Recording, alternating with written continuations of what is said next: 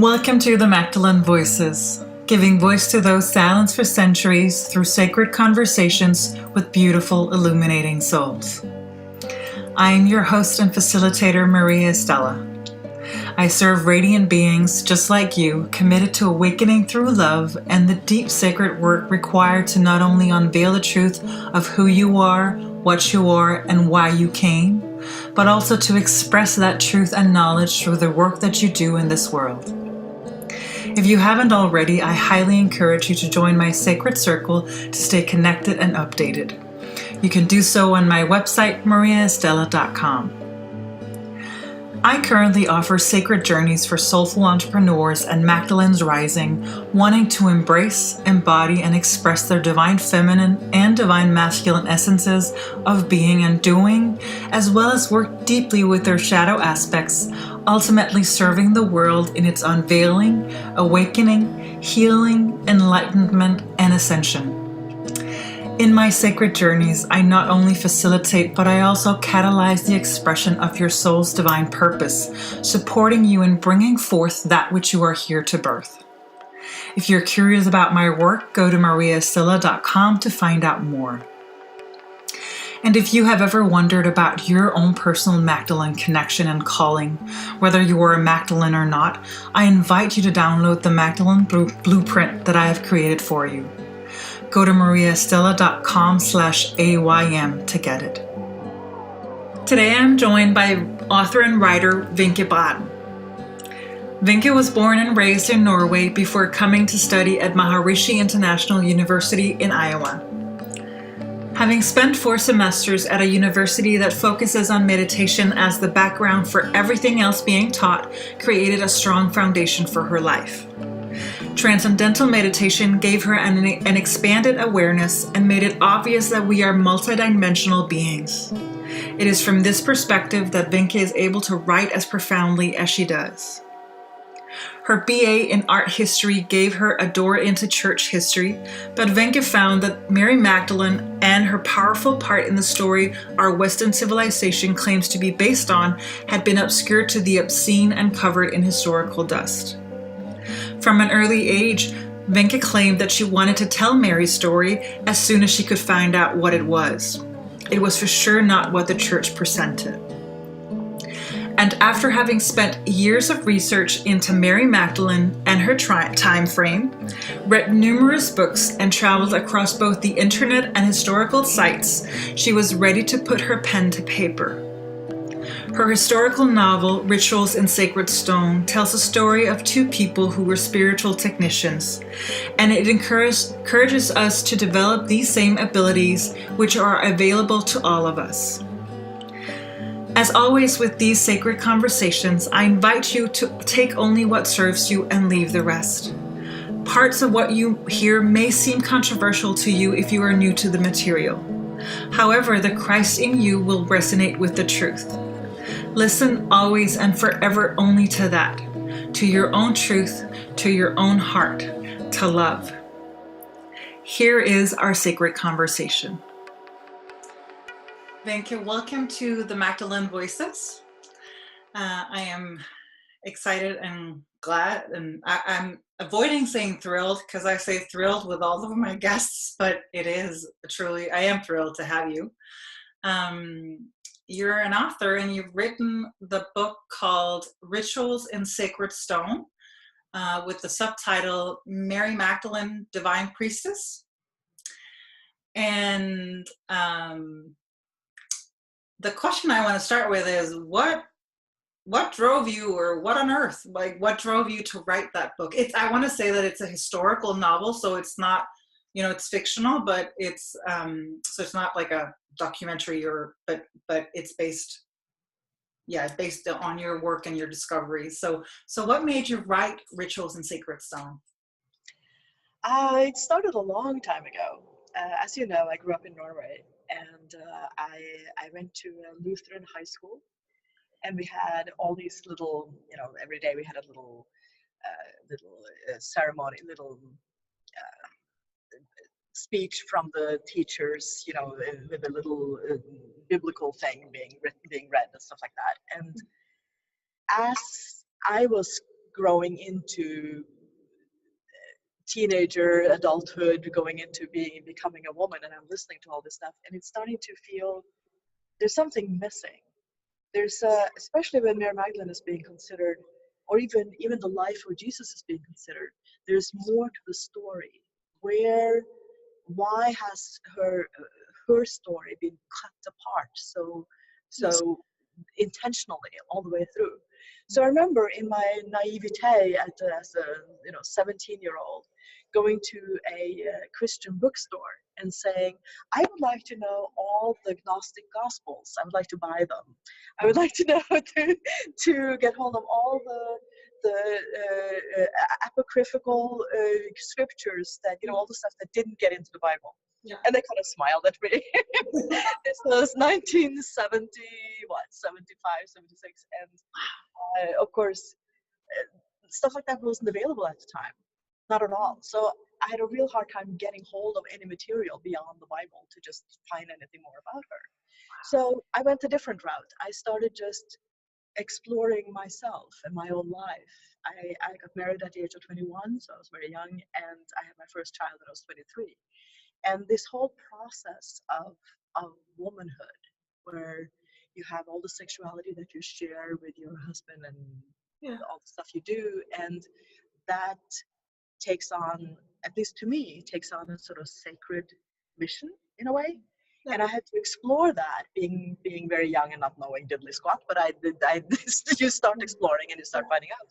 And then the whole thing of pregnancy and childbirth and nursing and all these things became this mystical journey to me. And so all that became part of my studies into what it means to be a woman and what it means to connect with all that. Yeah. And parallel to all that, I came here at the age of 20. I came to the United States. I live in Chicago, and I came because I met a man in Norway whose parents were from Norway, but he grew up here in Illinois. And he had gone to Maharishi International University and studied then the meditation, the transcendental meditation. And I was just fascinated with what he knew. So I hooked up with him, and I came with him back here, and we went to that university for almost 2 years. Wow. And being so swamped in meditation and in all the philosophies that Maharishi was presenting, became another kind of diving into your inner life. Yeah. So parallel with my studies of womanhood, I was also doing this very serious going into the depth of my insides. Yes. And discovering that when you do the meditation and you actually transcend and you go inside, you're discovering that the universe is inside your body. Yes. That you embody all of that. Yes. So all these processes became these parallel things that I was exploring at the same time. Yeah. And then now we're rolling into the 80s, and at that point, the book Holy Blood, Holy Grail came out. Yeah. Holy Blood, Holy Grail by Henry Lincoln and Michael Bagent and Richard Lee, and I read that one from up to cover, and I was just fascinated with that, their exploration and their discoveries of these mysteries, this mystical stuff. Yeah. And from that one, it spread into, because after that one came out, a lot more research came out. Yeah. Now you have Graham Hancock writing his stuff, William Henry writing stuff, Karen King, you have Eileen Page, you have a whole pile of people who are writing now more research. So I'm gobbling over all that, reading everything I can find on all these things, and at the same time raising my children. I have 4 children, and I raised my children. I dealing with my husband, my family, all this stuff, and I started writing a play at the time because I go through a big process myself. It's called The And Between Heaven and Earth. Oh. Yeah. Because it's about the connection point between the two. So that took on for a while, and I think I continued to collect experiences for a while. Yeah, for years, just to be able to go to the depth that I needed to do. Yes. Because I couldn't have written Rituals of Sacred Stone without having experienced that journey, that internal journey that you do. Yeah. Yeah. And especially with the transcendental meditation, where you realize that enlightenment is not turn on a light, turn on an electric light. That's not the process. It's an extremely physical process where clearing gunk out of your system is really like garbage collecting. I mean, it's very similar to super physical work. Yeah. And bringing light into your exactly, and bringing light. I'm so happy and thrilled that you're saying that, because it's like that's one of my core things is that light work is not for those faint at heart. Like not unicorns and rainbows and butterflies. It's deep and it's dark. Like yes. So whenever the spiritual gets like, we get banished for being like, oh, so love. I stand for love. I stand for truth. I stand for justice. But that does not mean that I don't do the work. I do we do the work. Sorry, I cut you off. Go ahead. So, this is like, I just want to put that out. I'm glad we're on the same page on that, because okay,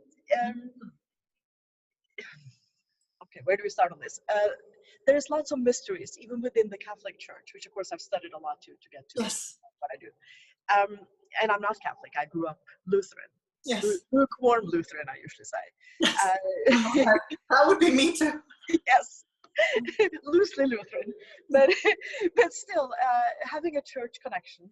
And but then the meditation brought that into a totally different almost different reality. Yes. Because yes. the church reality almost teaches that you forget your body and you only work with your body from your nose and up, at the very top of your body, and that's where you're going to reach God. And everything else on the bottom of you is kind of worthless and sinful, and you should deny the whole thing. Yeah. And as I'm going through my process of all these things that I'm studying, I'm going, no. This whole thing of having a female body is so powerful and so fascinating. Yes. And why should I deny any of that? It's so interesting. And working with the meditation, you get such a physical experience of what your consciousness is. Yes. And that your consciousness inside your body and how it's different in different centers. The chakra centers become very, very clear, and you become you think differently if you think from your head, or from your intuition on the inside, or from your fifth chakra, from your voice. Because that's, like you mentioned, you were out of voice for a while. That's a fifth chakra problem, and you address all the stuff that goes on with that. And then you have your heart chakra, and when you meditate, you kind of go down into your body and you center yourself somewhere in the middle of your body. So you don't think with your brain anymore, you think with your body.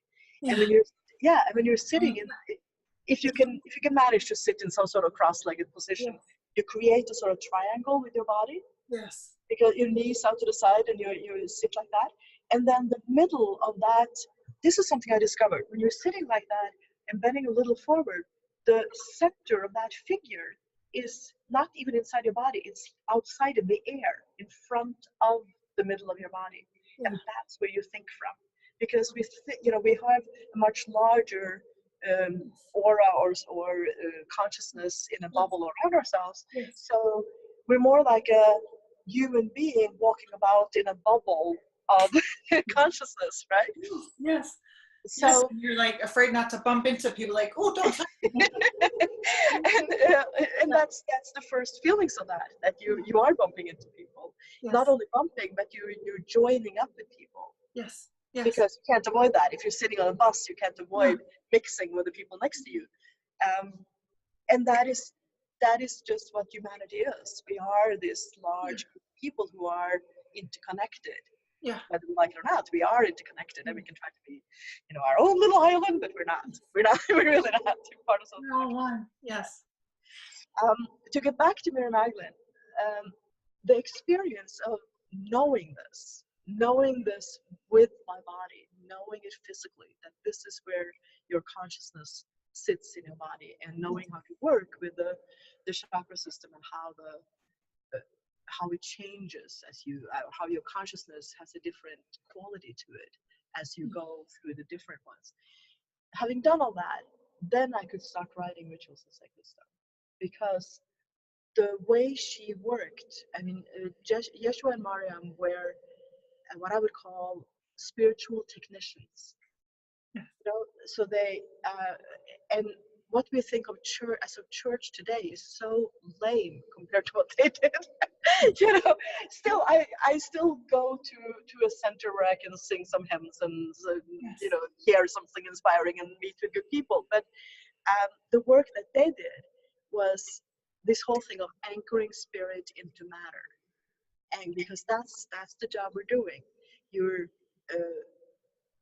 but the key word here is anchoring, that you're acknowledging the spirit, but you need to make it vibrate with the cells of your body, with the physicality. Yeah. And that was their work, and that was what they knew how to do.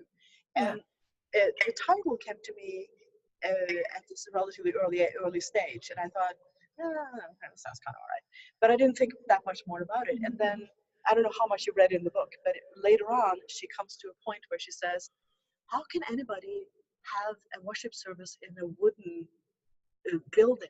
You need the stone, you need the concrete rock to resonate with you, and so that you have something to send your consciousness to you and send energy into, so that you can frequency, you know, vibrate with you and vibrate the way you want it to be, and then it will stand there and vibrate, continue that vibration. So when you go back to that place, you have it's still humming. The air, the place that you're at is still humming the song that you established.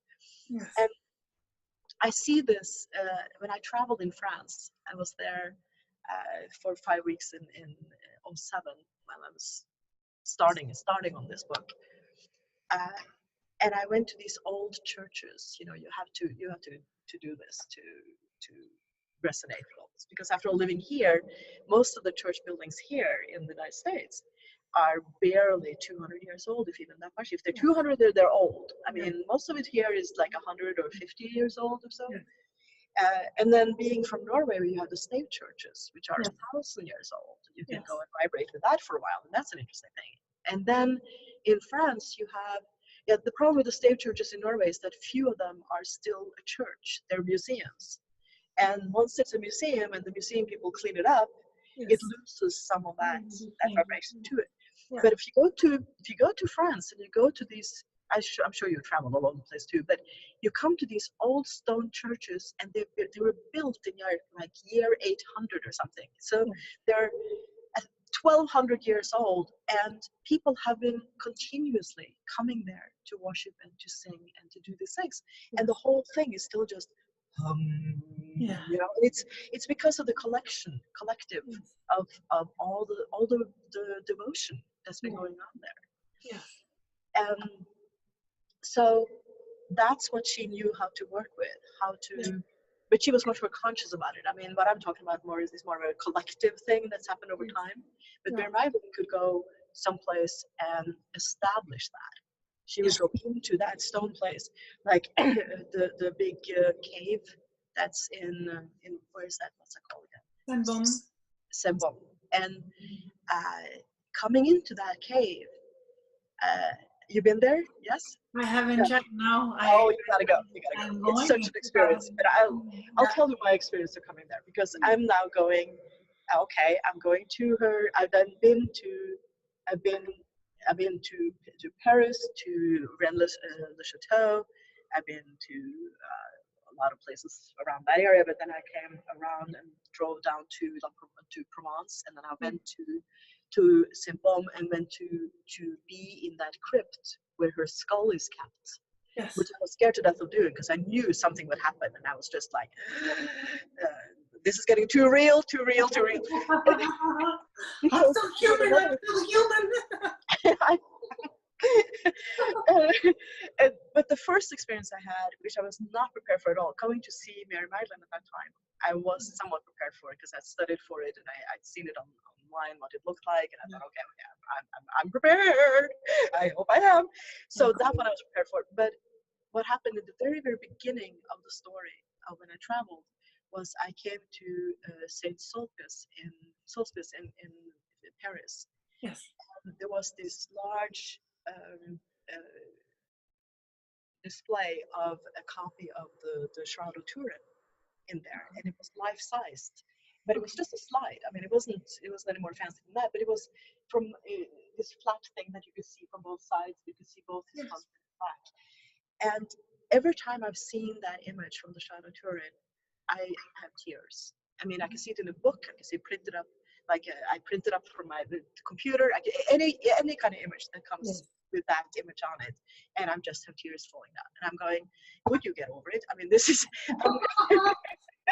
But it's something with that image that's so strong. So I come there in St. Sulpice, and I've just been, looking around the church, looking for. At that time, I was still into the Holy Blood, Holy Grail. So I'm looking for the copper thing in the floor, and I'm doing all that stuff. So I've seen all that. I'm going, this is a scientific place. It's not a religious place. This is scientific. That's very interesting. And I'm on my way out. I'm seeing this life-size Shroud of Turin thing right in front of me. I'm going, oh! And I have to just sit down and just sit there. Yeah. And I'm going into meditation together with the image that's in front of me. And while I'm there, at first I think, oh, look at the pain. You can see where the whips were hurting his body. You can see where little pieces of skin has come out of his body because of the way it was done. And then you notice he's not dead. He's in meditation, and he's not feeling the pain. He's beyond that. Yes. And as I'm thinking all this, I get this sense that I'm kind of vibrating with him in a way. Yes. And that as I'm looking at this, it lifts off the page and becomes three-dimensional. It becomes a three-dimensional picture. And as I'm staring at this, his chest is breathing. Yes. Inside, and I'm beyond overwhelmed. I'm just going with in the story. Yeah. And I kind of unite with him for a while, and we float about in space there for a little bit. And I get a sense of that. The reason I'm able to do this, I can do this at the time, is because we're looking for the same thing. I'm looking for Mary Magdalene, and he's missed her for 2,000 years. So I'm the perfect vehicle for him to find her. So once I understood all that, he very gently sets me down back in my seat. Now you can go back. Yes.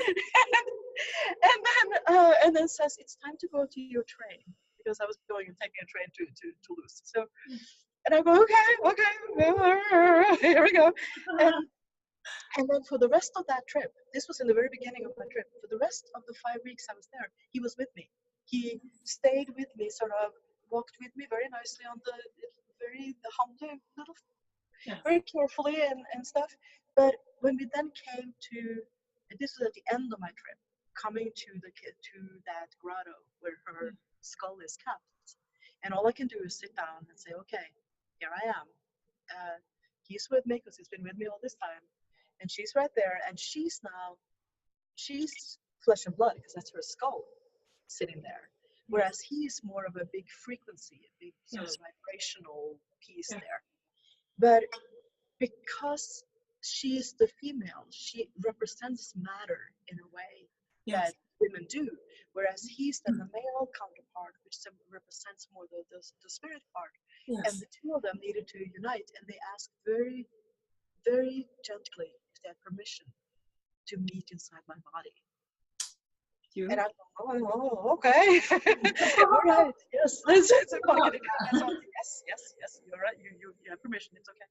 And I feel that his, like two hands coming from either side, they come into my body from the side, and they unite like this in my heart, around my heart. Yeah. And I'm just sitting there in my meditation now, allowing this to happen.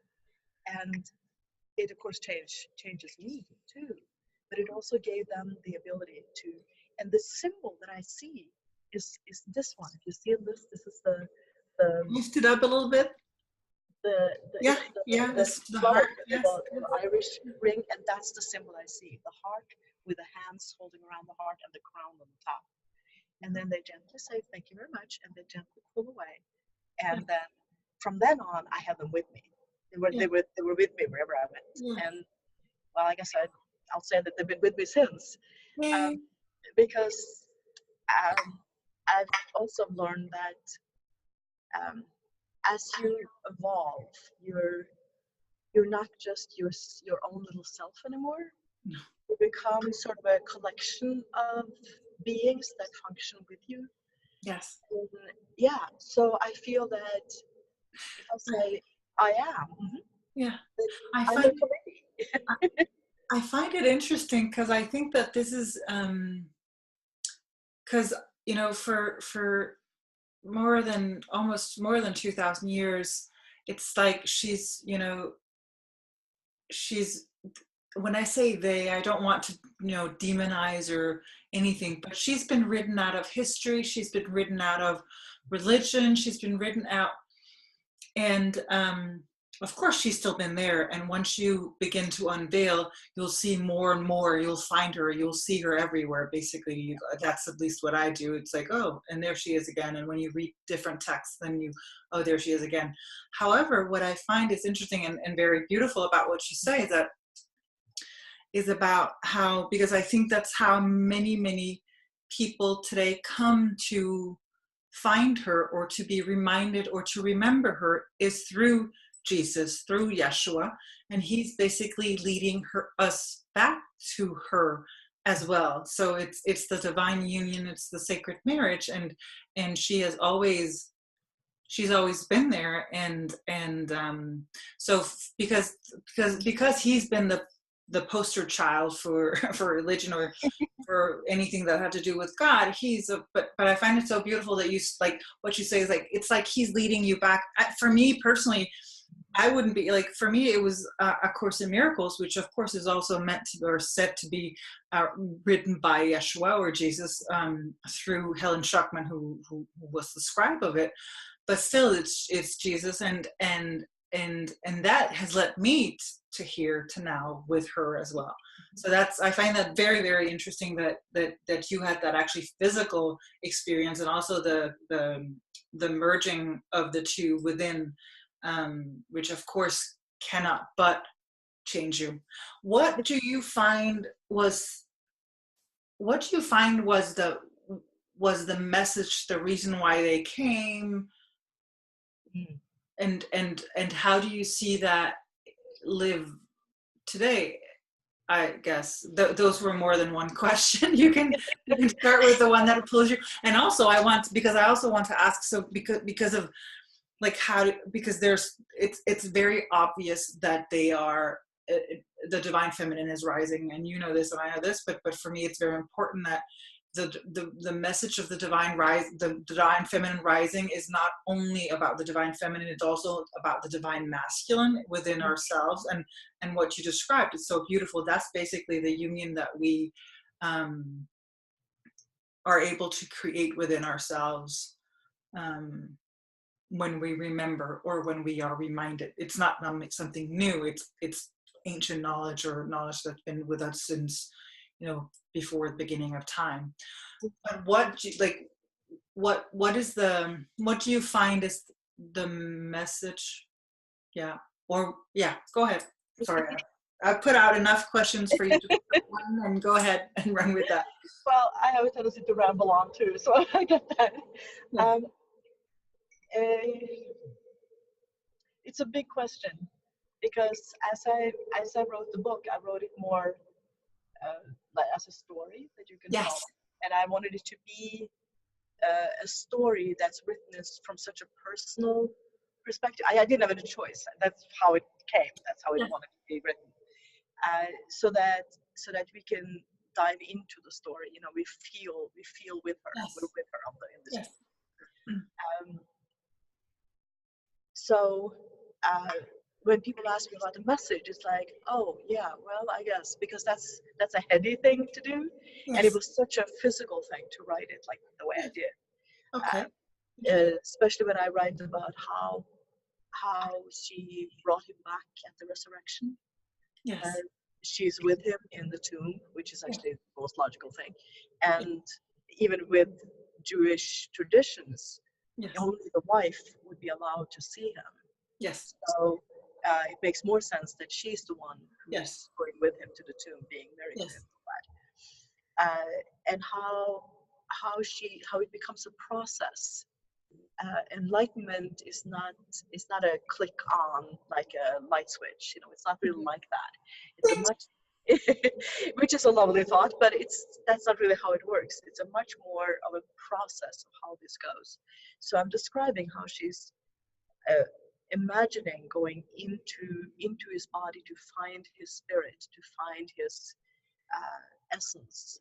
Yes. And to then encourage that to grow into his body again, to become the live body. But I'm describing it in as a process.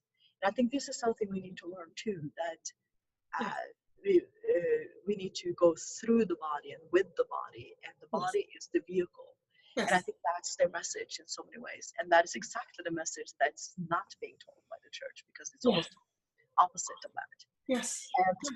Which it's is so interesting how they seem, and I think we talked about this before we went on, but not interesting, but it's so how they've basically cut out, they've made Jesus into this poster boy, like this I'm not even going to say altar boy, but it's like he's been so dehumanized. Like he doesn't have emotion, doesn't have feeling. He's not allowed to have sex or be married or have children or anything. And when you look at the times, that would not, like, that's not what would be quote unquote normal. And even that for me, and I said this before we went on, but for me, his message or story, it's not, for me, it's no longer about the crucifixion, but about the resurrection, about how he showed that life is eternal, and that you can, it's about bringing light into the body, and through this quote unquote vessel, this human vessel, express our divine selves in whatever way that our hearts are calling us. Yes. Go ahead, sorry I cut you off.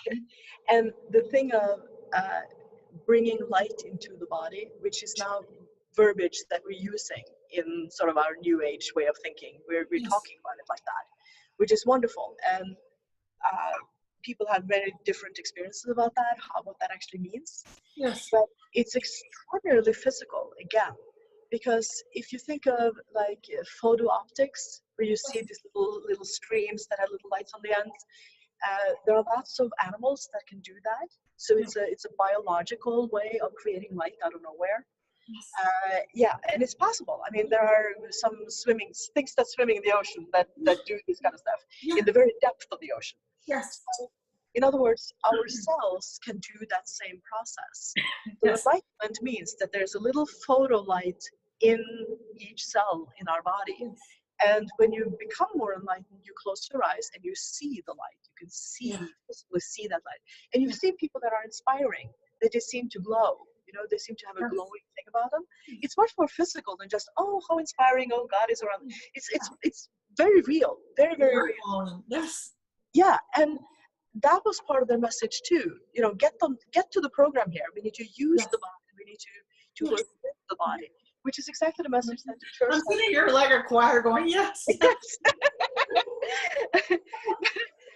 But this is exactly what the church has been trying to quench, to kill. Yeah, because it's extremely empowering. It's self-empowering once you understand all this stuff, and once you start working with this and start to feel that you're growing this power within yourself. Yeah, you become more of an individual. You become self-actualized in a way. You become more aware of yourself, your surroundings. You become more sensitive to everything. In other words, you become a much more powerful human being. And that's the last thing the church wanted us to do. Yes. Because I'm sure I'm stepping on 15 million toes, but the Catholic Church is the continuation of the Roman Empire. and they did a very fine job about continuing the Roman Empire. And there are mysteries within the Catholic Church, which is lovely and wonderful and interesting and fascinating. But in general, they did a very strong and powerful job about keeping people down, which is so different from what the Irish Church did, because the Celtic Church, that's not the Catholic Church, it's the Celtic Church of Ireland and England, which were taught by Jesus and Mary Magdalene when they traveled, because they traveled to England and Ireland. They taught these people, and they have, so the Celtic Church has the original, the much more early Christian belief system. And the Catholics, the Pope, he disowned the Celtic Church in 613 and said that they're not supposed to exist, and we banned them, and they're gone. Of course, they just continue doing their work, but they don't exist today. People are starting to wake up and try to reignite it, but that knowledge is not so available anymore that they had. And they started universities, they started the monasteries all over the place, all the in northern Europe, little south of Denmark, but across of Germany, they started all these monasteries and universities, which are universities today. And that was started by the Celts, not by the Catholic Church. So just so that we have that clear. Yeah, and it's you know, again, with what Jesus or Yeshua and Miriam did in terms of the whole, because that's basically why he was crucified. He was crucified because he was a spiritual rebel who was instigating, quote unquote, you know, people to rise up to realize and remember their own power within. And of course you couldn't have that, because how would people be paying taxes? How could you keep them enslaved? How could you keep them in, you know, and he taught there was no middleman between God and yourself, and so that's the whole reason he was crucified, is because of his message of, and I just find it's so beautiful how, even though they did that, he's still here, and she's still here. And I also find that you know, with that came the whole suppression of the divine feminine, or even the feminine, and when I say divine feminine and divine masculine, I'm not talking about men or women, even though that's easy to make that connection, but that's not what I'm talking about. I'm talking about, you know, divine feminine and divine masculine as being essences that we all carry within, and that when we merge them, we experience the sacred marriage, the holy union, and that is fulfillment and joy and happiness and whatever we want to express it. However, I believe that their suppression of anything that had to do with the divine feminine is part of the reason why so many people are, that's part of the whole new age. That's why that was started, because there was a hunger for, quote unquote, what was not lost but suppressed, I find. Yes. Very much so. And I still think we're searching for the really deeper meaning behind it right now. As a society, we've come right now in the United States is all this digging up of all sexual misconduct that shouldn't have happened, but it's becoming our focus, at least on that, which is probably the roughest segment of the issue. But at least now it's being talked about. Yes. And how do you see that connected? How is that? How do you find it? How is that connected to this? How do you find that? Just the fact that people are talking about that respect for women, and that it's coming, that people have used their power. Powerful men have used their position to seduce and force and take advantage of these women. And so the powerful men have connected sexuality and power, which are both second chakra issues.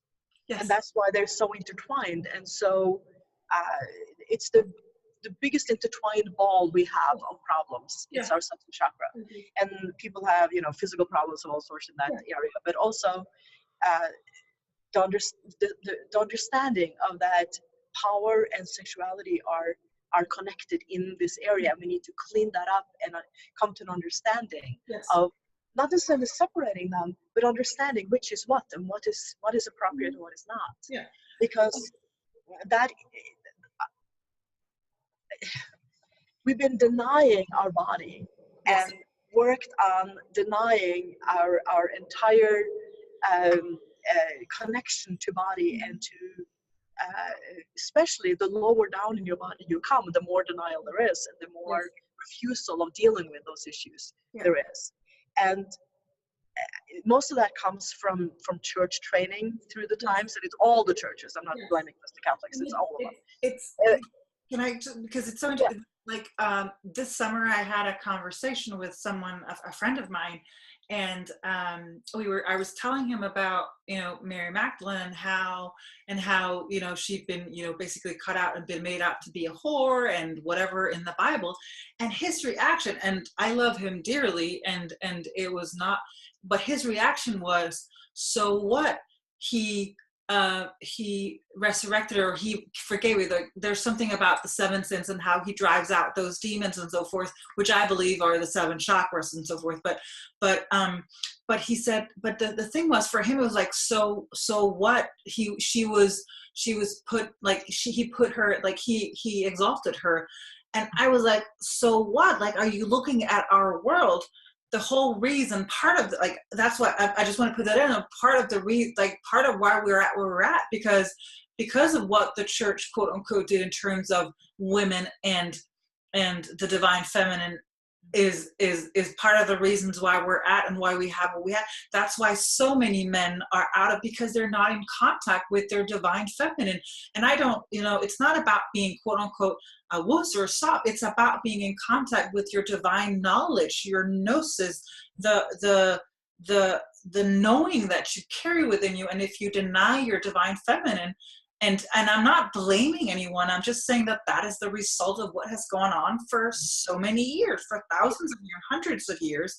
And so, of course, so I just remember my strong reaction to his "so what." I'm like, so what? Like, what do you mean, so what? Like, that is part of the whole, and that is what, like, that is like, again, we spoke about this before going on. That's part of the reason why we see what we see now, because the divine feminine is waking up, and the divine masculine, because the divine masculine is the protector. He's the one, he's the leader, he's the power, he's the one enforcing what we know to be true. And so it's about creating that. And I believe strongly that that's what's going on today. Those women, those brave women who stood up, they have, they're very connected with their divine masculine of saying, no more, like no. And so, sorry to go on that rant, but I just the point that you're saying is that is why it's important for us to, and part of me, like, I don't necessarily want to restore Mary Magdalene. I think that she's doing a fine job on her own, because she's flooding the globe and in her, like, not only her, but the consciousness of her, the energy of her, and that is waking, like, people are being, like, shook and woken up. And that's and that's why, again, that's why I invited you on, because your book is part of that. Even though it's a historical novel and it's quote unquote fictional, it still has all of the elements that the church would not want us to see or hear. So sorry. I know. It's just like, it's something I'm waiting for the book to be discovered by the Catholic Church, send it to a bishop or something, so they can say, we ban this book. We don't want anybody to read it. It's blasphemy. Because then it will be sold all over the place. I think what's actually happening, because we saw this, I think, was it in 2015 or 14 that they actually, quote unquote, installed, like, now she has a day, like the 22nd of July is the day of Mary Magdalene. She's being quote unquote restored. So I think that's change is happening for sure. It was done very quietly, though. Yeah. Regular Catholics don't know about that. So when I say so, and it was done actually a while ago. That was done in almost, I think it was done in the 50s or something, where she was very Oh, quietly cool. made into a saint. Yeah, but it was done so quietly that most people are still seeing her as the prostitute that she was famous for being. But let's give that some more context, Yes. because um, Oh, yes, sexuality. Mm-hmm. yes, yeah, at their time, when Jesus is being presented and his life is being presented, it's usually been presented as if he lived in a little bubble that was Christianized already. You know, as if he, Yeah, Jesus. Yeah, yeah, yeah. yeah, People and are forgetting he instead wasn't of, a Jew. Like, he was a Jew. He wasn't a Christian. right, and he lived in a time where the the older woman-centered religions were strong, were still going on. Mm-hmm. So you had the training of the priestesses, you had the belief in Isis and Osiris, and most at that time the gods were couples. You have Isis and Osiris, you have Astarte and I've forgotten her partner, but they were most, and even the Hindu gods are partners. They're couples, and Yes. the yeah, even the Greek gods are couples, and the Nordic gods, you know, Odin and Thor, they had their wives, and powerful women, I might add. Yes. So yeah, so it's just this Christianity part that has suddenly taken the female out of the equation, Yes. where God is now a single male, and hence this book that I've written, Yes, which I was going to talks ask about that you. God Yeah. has a problem, he's missing Yeah. his wife. Sex This is on the Sex altar. on the Altar, which is a humorous little book that I wrote. Yeah. Um, uh, Whereas at their time, uh, sexuality was considered how the gods related to the earth. Mm-hmm. So they would have a ritual where in this one, in Rituals in Sacred Stone, I describe the midwinter ritual where you have Venus every 8th year. Venus will do this, but Venus and the rising sun will unite at some point on that winter Yes. solstice. Yes. They had a ritual for that where they honor Venus and the rising sun, and they honored it with them, the priestess and the high priest, the high priestess and high priest uniting during a sexual union Yes. in a ritual. And they did it at the same time as the sun and Venus are uniting their lights. And I'm describing this in the book. And so this understanding of that God has a male and female side, and that God and creation, or God and earth, unite in that sexual way, Yes. was common knowledge among these people. Yes. And for Mary Magdalene to then be trained as a priestess, which I truly believe she was, Yeah. she will then have, that will be knowledge that's totally obvious to her, but she's also been trained in how to use sexuality, how to use the whole Yes. sexual experience to The awaken tantric. The tantric. consciousness. Yeah. Yeah, Yeah. Absolutely. and this is I something. love, by the way, I love that there's a part in the book where she's been initiated or been trained in that, and then later on Yeshua sees that in her as an image, and he's like he's startled by it. I love how that, because that takes away the whole virgin aspect. Again, Yeah, like, you can either be a virgin, a whore, or a mother, but there's no in between. There's no, sex is not like sacred. right, Yes. Sorry, go right, ahead. right. Well, I have evolved further after I wrote the book as well, and I've come to a new, an even more descriptive way of how sexuality actually brings enlightenment, if you understand how to work with that. It's Yes. another path to God in a way, Yes. because in okay, we almost deny our first chakra. First chakra is the red that we're sitting on, so that's where, and particularly for women, this is a very powerful spot of part of their body, and okay, I'm a little bit older. I'll be 60 years old in February.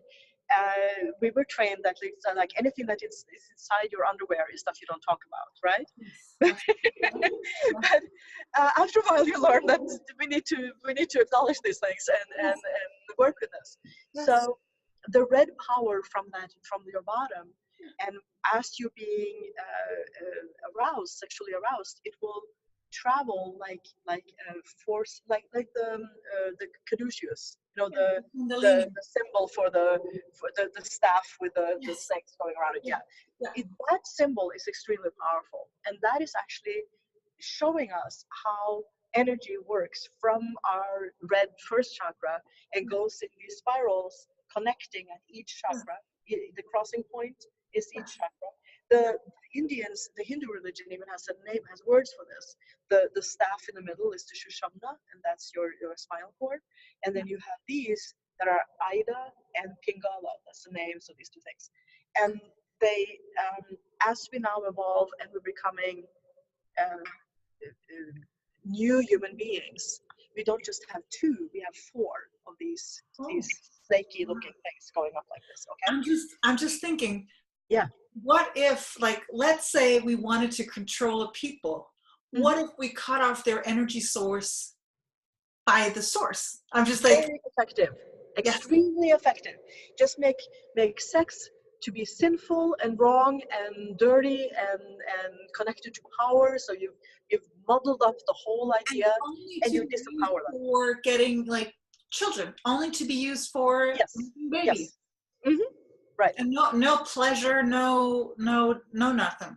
No, nothing. Right. Because then we become animals. Because that's the only time animals will copulate, is to make a new generation. Well, whereas humans, no, seriously, animals don't really do it for fun. Whereas humans are capable of that. And humans can do it because we that's part of our buildup. And what we experience once we get that thing going, those spiral things going, we can experience it going all the way to our head. And when it comes inside our heads, we have a pretty interesting thing here.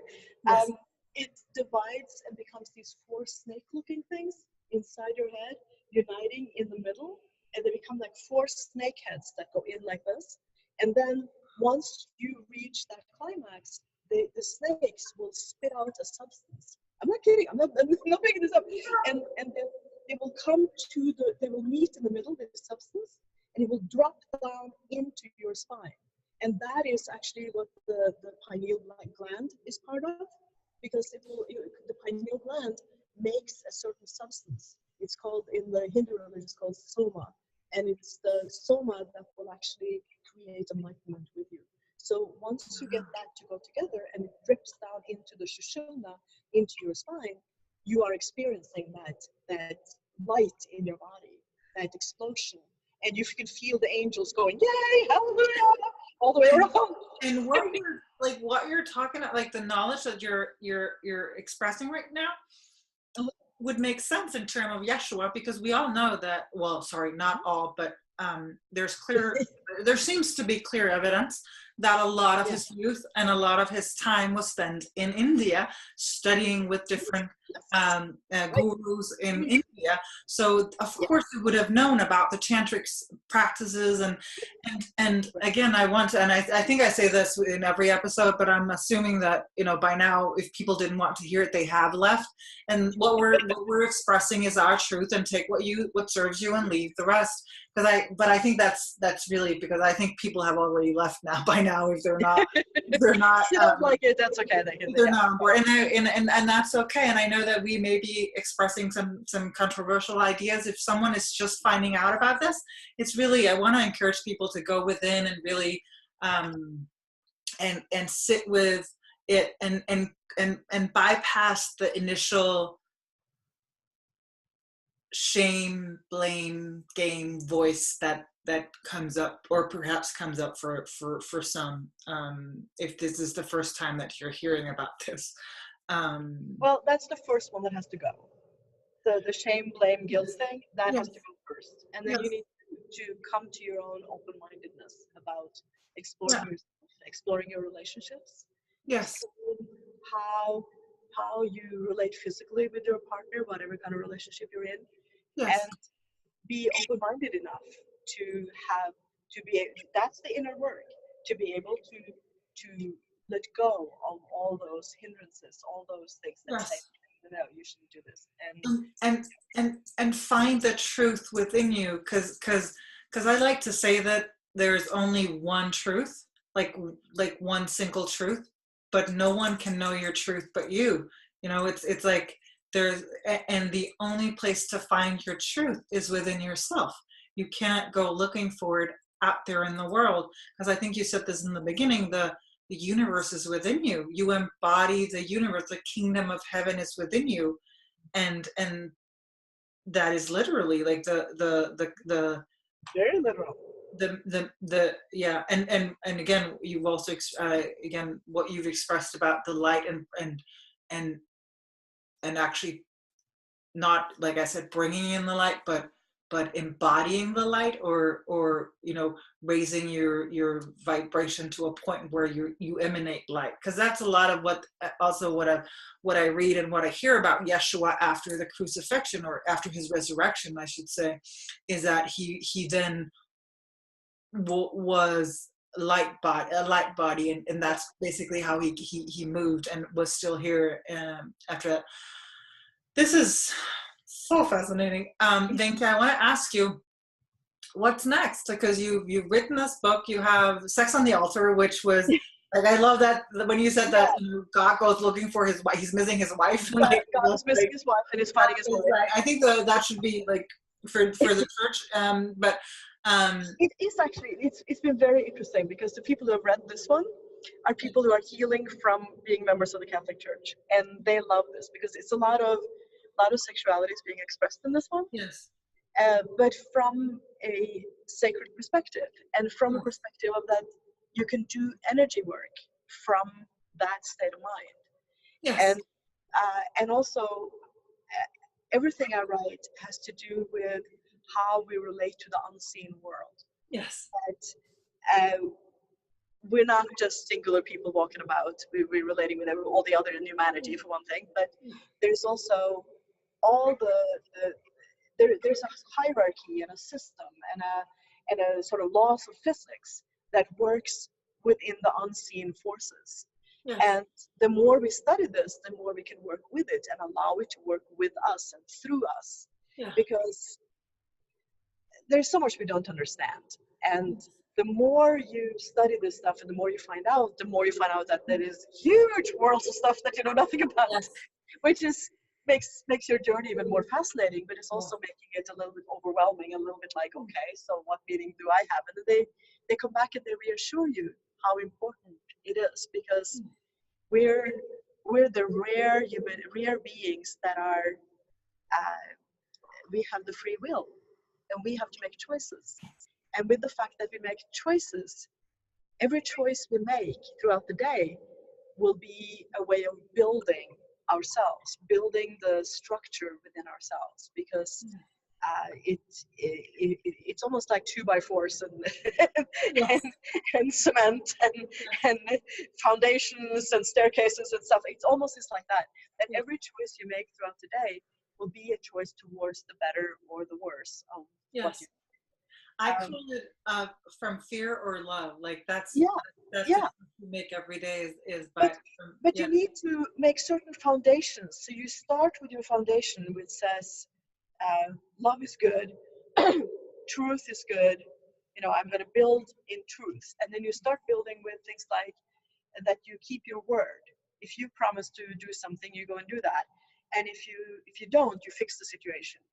Because if you leave things like that, if you don't fix it, or you say something and you don't do it, it's like leaving a crooked 2x4 in your house, or not using proper nails, which is not connected correctly. And suddenly you have a crooked foundation, and you can't go on building with that. And that's actually, that to me like relates back to what you said earlier about what's going on, especially in the US, but also in the rest of the world, with this whole Me Too like movement, the whole unveiling that's going on. Is that, listen, we screwed up, like the house is on fire, and now we gotta we gotta rebuild. It's not so much about it's there's a difference between blame and shame and justice and truth. And when we effed up, it's about making amends. It's about quote unquote atoning.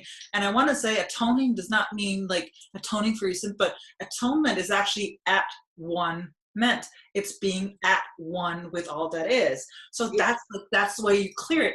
And in terms of for me, I feel that we live in such an auspicious time and such a blessed time. And I know, of course, my heart is hurting for the brothers and sisters for whom this is very painful. And I know that it is, and it's time that it comes out. And the difference that I see today is that we are, because of the ones that went before us, we are able to hold that space. I mentioned this to you before we went on the call, that back in the 70s, when the quote unquote the women got into the workplaces and the whole revolution, what I find was off back then was that women were trying to become men, and we're not supposed to, they were trying to do it the masculine or the male way. And what's happening today is that we're seeing these amazing powerful, strong women be women and embody both their divine masculine and their divine feminine. And we also see men doing that. We see all genders doing that because they're able to embody their divine essence, or what I call the divine essences of their divine feminine and the divine masculine, and bring that forth. Because when you do that, you stand for truth, you stand for justice. And so it's not about sweeping under the rug or not acknowledging, but about, and so that's what I see as the big difference in today, is that we're able to hold space for that. It's definitely coming, and right now here in the United States, it's like a big scream. Yes. You can almost feel it. It's a big scream all the way through society, and more and more women are coming out with statements, and because right now they can be heard, and they couldn't be before. And not only for it's not only for women or about women, but it's also about everything that's wrong about the prison system, and how Black men are like, what is it, like they're I can't remember the numbers, like so many more times they are the ones being incarcerated for petty crimes. So it's about cleaning that up as well, and like the I just heard that now they're reducing the area of the Native American reservations and so forth. It's about standing up for that, because that's not right. It's not right. It's about, and so this is it's a collective cleansing. Yes. And it's about us holding space for those, because I was born in a democracy. I am white. I am more privileged than most people in the whole world. And it's about those of us that have that privilege, speaking up for those who and holding space for those who appear to have no voice or do not have a voice, while they're building so that they can be heard. Mm-hmm. We cannot be silent, even though we sometimes lose our voices. I want to, before we close, I want to ask you, I know that you're writing a sequel to Rituals in Sacred Stone. Yeah. Mm-hmm. Tell me about that. I'm going 1,000 years forward, 1,000 years forward in time from her time.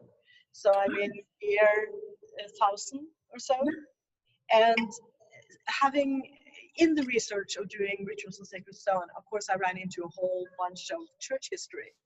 So now I want to use what I learned out of all of that and describe the shifts and changes to Christianity during those 1,000 years. So I'm using the story of the Christianity coming to Norway. After all, that's where I was born, and I traveled a lot in Norway, and I find that whole story fascinating. So I'm using Saint Olaf, who was then given credit for bringing the whole thing to Norway. But then as soon as you start to study his story, you find that all the monks that he brought with him were from Ireland. So, in other words, this was a program for bringing the Celtic Christianity to Norway. Oh. And they came to the west coast of Norway, you know, from Stavanger, Bergen, Trondheim, or that whole west coastline. That's where the influence came from Ireland, just geographically came that way. And that's what St. Olaf brought with him over there. You have stories from Selja, from St. Sunniva, you have lots of details. But as soon as the Pope realized that this is what was happening, because he wanted to get rid of the Celtic Church in the first place, they've been working on that for 400 years by that time, but with no result. Then the Catholic Church started to work to get further north, and they had strongholds in Germany, in Bremen, and then sent bishops up to Oslo area. Viken was what they called it at the time, but that area, and sent them further north to Hamar, and established then a bishop center there. Yeah. He was so unpopular that bishop had to build a whole fort around himself to people. And yeah, and that still stands. It's a museum at this point, but it's actually really fascinating how that whole thing went together. But the battle became a battle for people's minds. Yes. Not necessarily a physical battle, even though plenty of those too, but that wasn't the main thing going on. It was more the Irish monks establishing all these stave churches, all these little centers of worship all the way around the coast, and going a little further in from the west coast. And then you have the Catholics coming up from the south and establishing themselves in Hamar. And then you have the commingling of all that over several hundred years. But Norway never became totally Catholic. It never got itself totally established, because the Black Death came and wiped out 2/3 of the population in 1230, 1250. So whatever St. Olaf managed to do in his time, from like 1015 to 1030, he died in that time, and what his main bishop, which is Grimkjell from Ireland, what he managed to establish, sanctifying the king, because that became almost immediate, yes, and bringing that knowledge of his sainthood into the religion in many ways. That was very established and became a very powerful force that the Catholic Church couldn't really fight, because they were talking saints, and they were talking a beloved king, and they were teaching a Christianity that people loved, because it was self-empowering. Yes. And the Catholics never really got totally into that. We had a couple of witch burnings in Norway in 1350 or something, but it amounts to like 10, or a much smaller number than what it was everywhere else. And the result of that is that Norwegian women haven't had that effect of the Catholic Church for hundreds and hundreds of years. So they're a bunch of Viking ladies. I mean, honestly, you walk around in Norway and you see these people, these women who are not carrying all that stuff. Because I didn't know that I was of that kind of stock. I didn't know that until I came here and got to see a very different kind of women who have worked with this and tried to be good religious women and church people for generations and generations. And they've done their best. But it's something very fundamental in their body that's downloaded from generation to generation that they're now working on getting out of. But it's taken a long time, and I've had to learn to sympathize with this and to understand the plight that these people are in. Yes. And the people who suffered the most are actually the people from Ireland, the Irish people who lost their religion. They lost the Celtic Church. The Celts traveled to Norway and tried to establish it there, and that worked for several hundred years. But they were taken over by the Catholics in Ireland, and it became Catholic. And the Irish then lost just like the Native Americans here, they lost their spirit and turned to alcohol, turned to spirit instead, which they didn't tolerate very well. But also they were treated so awful by the British, who took over their island, and were forced to give up their powerful spiritual knowledge. Yes. And suddenly you have the Irish people who came here to the United States in the 1870s, with people who had for generations suffered from the hegemony of the British, the starvation, the no education, and they came here, and after some generations here, they're of course blossoming and doing something else. But it was Yeah. a huge process. Yes. So anyway, you asked me about my book. I mean, the, what the Celts were teaching is so inspiring because it's some of the earliest. It's like the first the first Christians who Yes. worked like in Egypt, like in all these very early establishments, the Gnostics, Yes. who were so interesting and had such Yeah. an interesting view. And Yes. And isn't what it with the interesting? women Those, and the sexuality? those, like, again, we've established, or it's believed by many, that Yeshua and Mary Magdalene, not only them, but many, like druids or teachers, travels. And again, when we come back to quote unquote the truth, those who know the truth are not afraid of other people's knowledge or other people's religion, because they see the divine in it. If they see the same, and I find that to be, it's so beautiful how again, for me, there is only one truth, and about God, but it's not about building a religion or building a set of, I don't want to say rituals, but dogma and doctrines that you have to follow this, because we know already within, the divine is within us, so you don't you know. Mm-hmm. And I just find that it seems as though there is a mutual respect between clergy when they are of that knowledge, They're because getting they're not trying to convert anyone. They're getting there. Yeah. And that's a good And I piece. want to say that that's one of the, I think that's where, what's so beautiful about Rituals in Sacred Stone, because even though it is, again, quote unquote fictional, and it's a historical novel, and you are able to basically plant some seeds. And that's how I see that, whatever we want to call it, the Magdalene consciousness is working, quote unquote, through you, or your divine self is expressing itself, is that you're actually planting seeds to open people's mind to the possibility that there may be another way, or there may be another narrative that we have not heard or seen or know of yet. It's again, I call it the unveiling. It's unveiling. And that's again, I would encourage people to check out your book, Rituals in Sacred Stone, and I'll be sure to link to it and so forth. That's great. Yeah, I mean, just think about how the way I'm describing the different mystery schools that were Yes. going on at her time, where she starts up in Alexandria, going to, we all know about the big library in Alexandria that existed, Yes. but in connection to that, there was a whole campus that was a university and also a healing center. Yes. And people came there to learn, people came there to heal, people came there to study. People came from all over the world to study, to be at the big library. Yes. Now that was one center. But she also goes to the center in the Languedoc because the Celts, even the Druids actually, before Christianity, had centers of knowledge in many different places. Yes. And they were thrilled to get somebody visiting who could say, I've been trained in Alexandria at the Serapeum. And they would say, wonderful, what can you teach us? We will teach you what we have. Yes. And it was this sharing of knowledge. Yes. And there was no competition or putting down of somebody else's wisdom.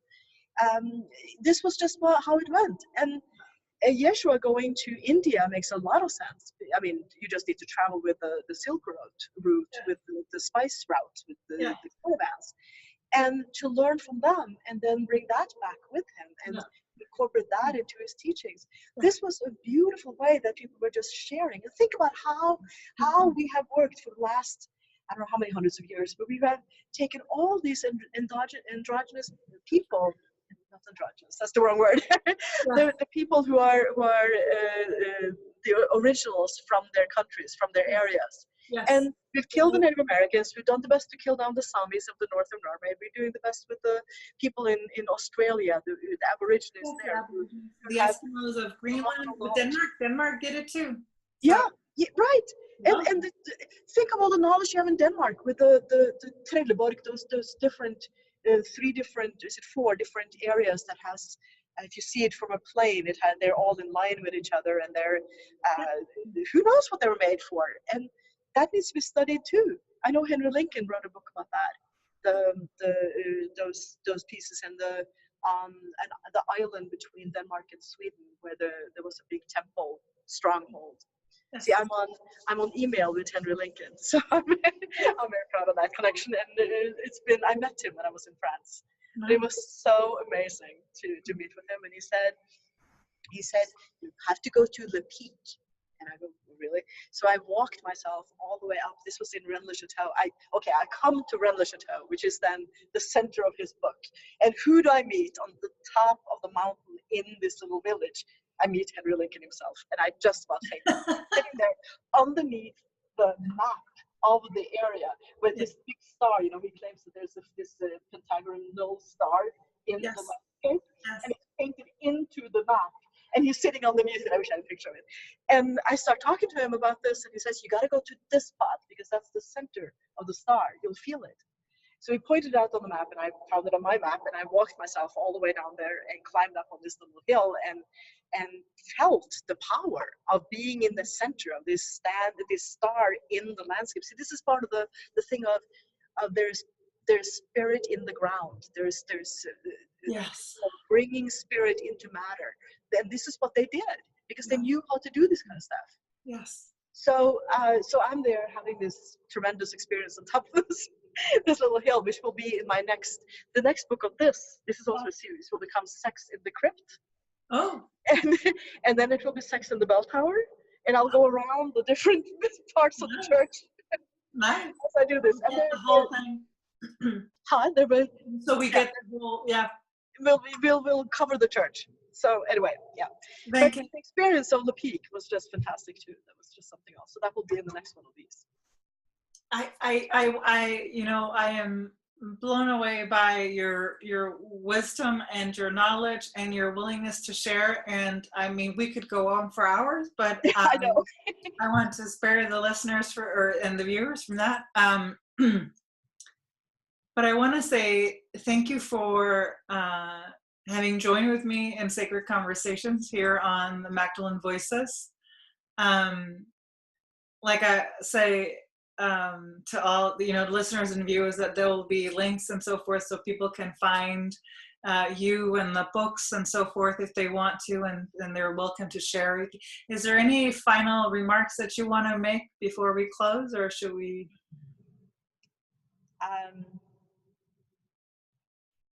Their message was almost the same as Socrates, which is know thyself. Know thyself.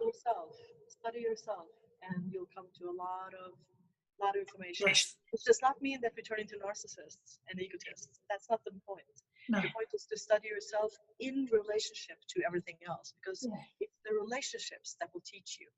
Your relationships with other human beings, with the land around you, with the ground, with your own body. It's the relationship that teaches. The relationship that teaches. Yeah. Know thyself. Thank you, Wencke. You're welcome. It's been a pleasure. That is what we have for you in today's episode of the Magdalene Voices. I hope it served you well.